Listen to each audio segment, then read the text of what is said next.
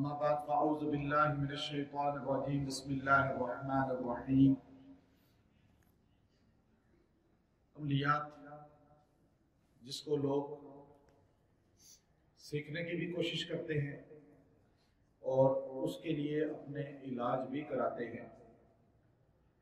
دنیا میں علاج کے مختلف ذرائع ہیں، ڈاکٹرز کے پاس لوگ جاتے ہیں، حکیموں کے پاس جاتے ہیں، صوفیاء اکابرین علماء کے پاس جاتے ہیں دعا کرانے کے لیے۔ عملیات کے لیے یہ بھی ایک طبقہ ہے جس کے پاس لوگ آتے ہیں، اپنا علاج کراتے ہیں۔ اشکال یہ پیدا ہوتا ہے کہ کیا عملیات سیکھنی چاہیے، اور دوسرا سوال یہ ہے کہ عملیات سیکھے بغیر کیا انسان علاج کر سکتا ہے؟ آج آپ کو مختصر میں یہ چیز بتاؤں گا، بالکل مختصر، کہ بغیر سیکھے اگر عملیات کی جائے تو بہت شدید رد عمل اور نقصان ہوتا ہے۔ بہت شدید نقصان کیا ہوتا ہے کہ انہوں نے اولا میں اگر آپ دیکھیے یہ نظام نہیں تھا مدرسوں کے اندر، صحابہ کے دور میں 8 سالہ کورس کرنا۔ کوئی صحابی کوئی تابعی اس لیے نہیں پڑھتا تھا کہ میں مدرسہ بناؤں گا، مسجد بناؤں گا، میں مسجد بنا کر صرف لوگوں کو نماز پڑھاؤں گا، صرف میں لوگوں کو جو ہے بس خالی قرآن پاک پڑھاؤں گا۔ اگر آپ قرون اولا کی طرف چلے جائیں تو صحابہ کرام علم قرآن و سنت صرف اس لیے سیکھتے تھے کہ ہم مخلوق خدا تک اللہ کا پیغام پہنچائیں گے، اس کے لیے مسجد میں بیٹھ کے نہیں بلکہ آج صحابہ کی قبریں آپ کو دنیا کے ہر کونے میں ملیں گی۔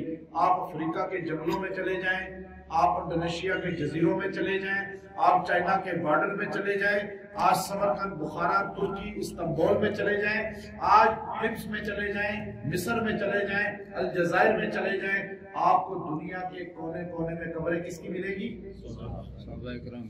صحابہ دین اس لیے سیکھتے تھے صرف ہم کیا کریں گے؟ اللہ کا پیغام پہنچائیں گے۔ یہ مرکزہ نظام نہیں تھا۔ پھر تابعین کا دور آیا، وہ تجارت بھی کرتے تھے، ان کا مقصود تجارت کے ساتھ صرف یہ ہوتا تھا کہ ہم دین اسلام سیکھ کر مخلوق، اس لیے مخلوق کی خدمت انہوں نے کی۔ امام ابو حنیفہ تاجر تھے، امام بخاری جواہرات کے تاجر تھے، حسن بصری رحمۃ اللہ علیہ وہ موتی اور ہیرا ان چیزوں کے جواہرات کے تاجر تھے۔ آپ تاریخ پڑھتے چلے جائیں، آپ کے سامنے تاریخ کھلتی چلی جائے۔ پھر آگے بڑھتے زمانے چونکہ ذوق آیا، عملیات یہ سیکھے بغیر کرنے سے نقصان کیا ہوتا ہے؟ آپ دیکھیے نقصان عملیات کا یہ ہے کہ اس کی رجت بہت ہوتی ہے، ریئیکشن ہوتا ہے۔ آپ ایک ایسی مخلوق سے ٹکر لے رہے ہیں جس مخلوق کو آپ دیکھ نہیں سکتے۔ قرآن کہتا ہے سورہ اعراف میں اللہ فرماتے ہیں وہ تمہیں دیکھتے ہیں تم ان کو نہیں دیکھ سکتے۔ آپ ایسی قوم کے ساتھ ٹکر لے رہے ہیں جس قوم کو آپ نہیں دیکھ سکتے وہ آپ کو دیکھ سکتے ہیں۔ ایک ضعیف قول ہے، حدیث کے اندر آتا ہے کہ جنت میں جنات انسان کو نہیں دیکھ سکیں گے، انسان ان کو دیکھ سکیں گے، الٹ ہو جائے گا وہاں۔ اب عملیات میں بہت سے لوگ ہیں اس ملک پاکستان کے اندر نہیں، عرب کے اندر بھی مجھے ملے، بہت بڑے بڑے عامل ہیں جنہوں نے بغیر استاد کے سیکھے، بغیر جو ہے استاد کے پاس بیٹھ کے مشقت کاٹے، انہوں نے خود ساختہ جن نکالنے شروع کیے، دم کرنے شروع کیے۔ اس کا ریئیکشن یہ ہوا کہ ان کی اولادیں خراب ہو گئی، اولادوں پہ اثر پڑا، بیوی بچوں پہ اثر پڑا، اپاہج ہو گئے، کسی کو کیا مسئلہ ہو گیا، خود ان کی جسم میں ایسے، ابھی مجھے ایک بہت بڑے عامل ملے اور ان کا پورا جسم ایسے عجیب ہو چکا تھا کہ مجھے کہنے لگے بس جکڑا گیا ہوں۔ یہ ریئیکشن ہے، رجت اسے کہتے ہیں۔ آپ جب کسی کو دم کرتے ہیں تو اس پہ ایک ایسی مخلوق ہوتی ہے جس مخلوق کو آپ نہیں دیکھ سکتے، آپ کے پڑھ کے پھونکنے پہ وہ آپ پہ اٹیک کرتی ہے۔ اگر آپ کا حصار مضبوط ہے تو آپ کو نقصان نہیں ہوگا، آپ کی حفاظتی عمل جو ہے وہ اس کو رد کر دے گا۔ لیکن اگر آپ کا جو حصار ہے وہ مضبوط نہیں ہے تو پھر وہ آپ پہ حملہ کرے گی اور آپ کے جسم میں خون میں شامل ہو کر بیماری پیدا کرے گا۔ کیونکہ شیطان جنات یہ انسان کی باڈی میں خون میں گردش کرتے ہیں. آقا دو عالم علیہ السلام نے فرمایا مجری الدم، یہ خون میں چلتے ہیں. انسان کے جسم میں مرض پیدا ہوتا ہے، اور مرض بھی ایسا شدید پیدا ہوتا ہے کہ ڈاکٹرز کو سمجھ کبھی نہیں آتا. اچھا، عملیات جس نے بھی کیا، مجھے جدہ سعودیہ میں ایک خطیب ملے، سعودی تھے، کہتے ہیں آپ میرے کریں، میں دم کرتا ہوں، مسجد کی ٹنکی کا پانی روز پی جاتا ہے، پھر ختم ہو جاتا ہے، روز بھرتا ہوں اسی وقت خالی. ایسے مجھے افریقہ کے اندر جنگلوں میں ہم علاج کرنے گیا تو وہاں مجھے ایک غیر مسلم تھے، عیسائی تھے، لیکن ان کا حلیہ دیکھ کے انسان کا ڈر جاتا ہے. ایسا وہ ساحر تھا. مجھے آپ دیکھیے، مجھے وہ کہنے لگا کہ آپ کو میں بتاتا ہوں کہ میں کس طرح بندے کو مار دیتا ہوں. اب جادوگر بتا رہا ہے، کافر ہے.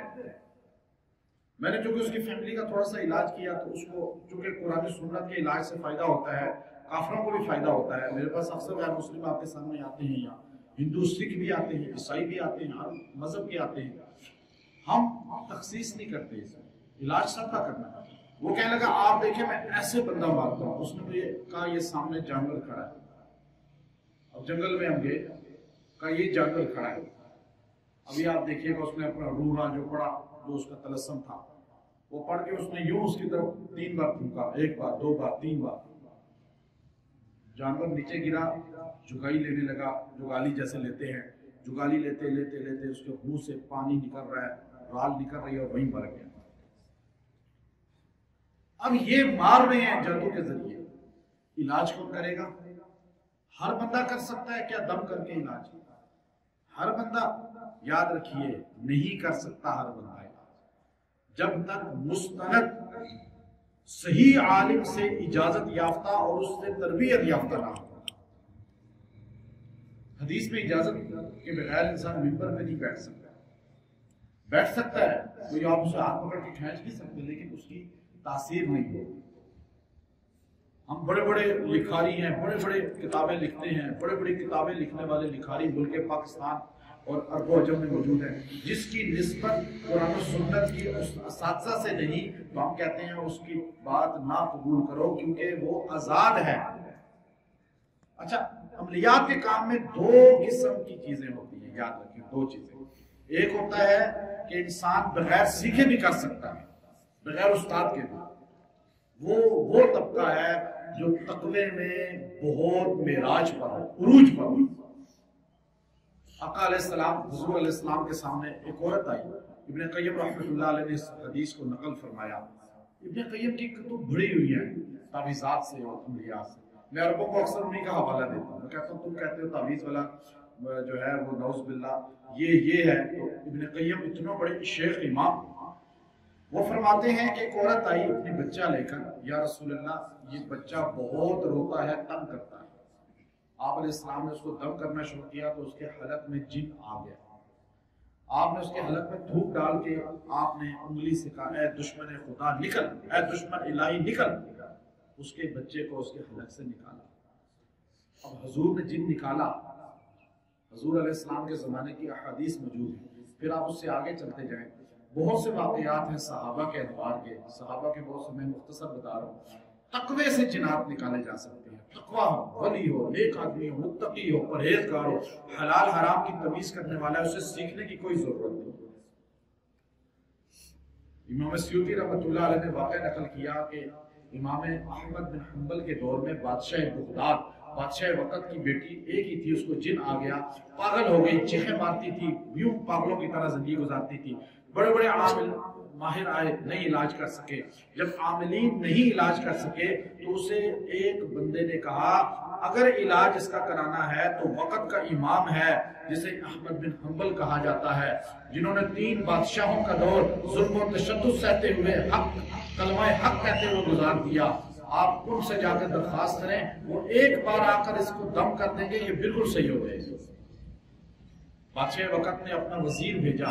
امام احمد ضعیف ہو چکے تھے، بہت ضعیف تھے، بیمار بھی تھے، آخری عمر میں تھے، بوڑھے تھے، 63-64 سال عمر ہو چکی تھی، تشدد سہ سہ کے بالکل لاغر ہو چکے تھے. تو آپ نے فرمایا میں حنبل کی بستی سے بغداد کیسے جاؤں، نہ سواری پہ بیٹھنے کی ہمت ہے، نہ پیدل چلنے کی. تو آپ ایسا کرو، معذرت کر کے یہ میرا جوتا ہے، یہ بادشاہ وقت کی بیٹی کے سر کے پاس کھڑے ہو کر ایک جملہ کہہ دینا، اے جن تجھے وقت کے امام احمد نے حکم دیا ہے کہ اس کی باڈی سے نکل جائے۔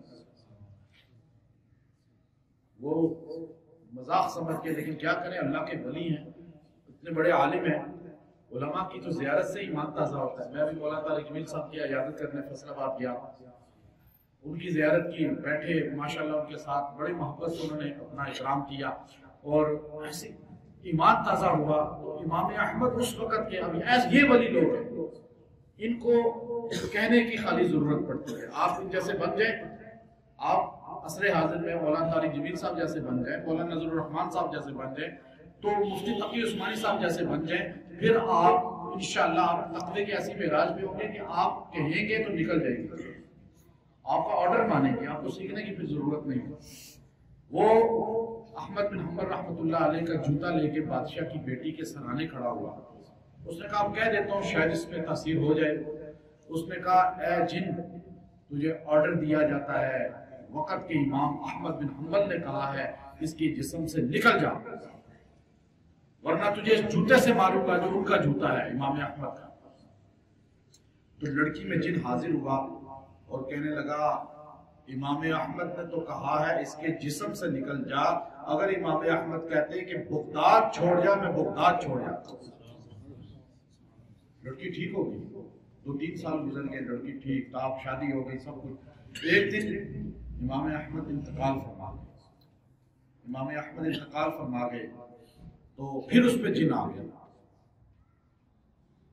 لوگوں نے وہی جوتا اٹھایا اور اسے کہا ہم تجھے آرڈر دیتے ہیں ابھی اسی وقت امام صاحب کا جوتا ہے، اس جوتے کی لاج رکھ اور نکل اس کے جسم سے ورنہ تیری پٹائی کریں گے۔ تو جن بولا، اس نے کہا جس کا جوتا ہے وہ بھی زمین سے اٹھ گیا ہے، چلا گیا ہے، اب تم سارے بغداد والے مل کر بھی مجھے آرڈر کرو، میں ایک کی بات نہیں مانوں گا۔ تقویٰ ہے تو آپ کو سیکھنے کی ضرورت ہی نہیں، کیونکہ صحابہ اکرام کے زمانے میں یہ چیزیں نہیں تھیں، تقویٰ عروج پہ تھا نا ان کا، وہ تو ایمان کسوٹی ہے ایمان کی اور تقوی کی۔ تابعین کے دور میں نہیں تھا، ذوف آتا گیا، پہلے کتابیں بھی حدیث کی نہیں تھی، قرآن بھی کتابی شکل میں نہیں تھا، کیونکہ جب ذوف آتا گیا قرآن کا بھی نسخہ بن گیا۔ ہم نے دیکھا تاشقند کے اندر عثمان غنی کا قرآن پاک لکھا ہوا، پھر اس کے بعد حدیث کی کتابیں پہلے نہیں لکھی گئی کیونکہ حافظہ کبھی تھا، پھر آستہ ذوف آیا تو کتابیں لکھی گئی، چونکہ ذوف آتا گیا امت میں۔ اب چونکہ اتنا امت میں ذوف کا دور ہے کہ اب علاج کے لیے ہمارا اتنا ایمان کمزور ہو چکا ہے امت کا کہ سورہ فاتحہ 7 بار پڑھیں تو شفا ہے، قرآن حدیث سے ہمیں پتہ چلا، لیکن ہمیں بخار نہیں ختم ہوتا، ہمیں ڈاکٹر کے پاس جانا پڑتا ہے کیونکہ ذوف ہے۔ تو اس کے لیے ہمیں بھی سیکھنا پڑتا ہے ہر علم۔ آج کل دیکھیں پیشاب پہ ریسرچ ہو رہی ہے، وہ بھی علم ہے نا، آپ سے پیسے لیتے ہیں، ریسرچ کر رہے ہیں، بلڈ ریسرچ ہو رہی ہے، بلڈ پہ آپ کا ٹیسٹ کرتے ہیں، ہر چیز پہ اس کو آپ علم کہتے ہیں۔ تو عملیات بغیر سیکھے کا سب سے بڑا نقصان یہ ہے۔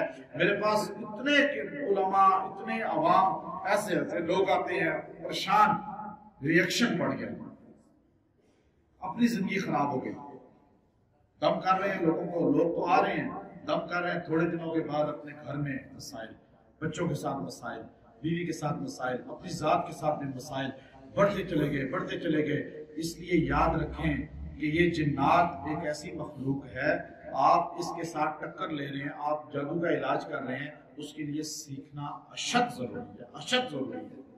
آپ کسی ماہر سے سیکھیں۔ تو اس لیے یہ باتیں آپ کے سامنے مختصر میں نے کر دی تاکہ آپ لوگوں کو یہ چیز کی آگاہی ہو کہ اللہ رب العزت نے دنیا کے ہر فن کو سیکھنے کا ذریعہ بنایا ہے اور اس کو کرنے کے لیے سیکھنا لازمی شرط قرار دیا ہے۔ بغیر سیکھے انسان ہمیشہ گاڑی نہیں چلا سکتا، تو اتنا بڑا نظام کیسے چلا سکتا ہے؟ وآخر دعوانا الحمد للہ رب العالمین۔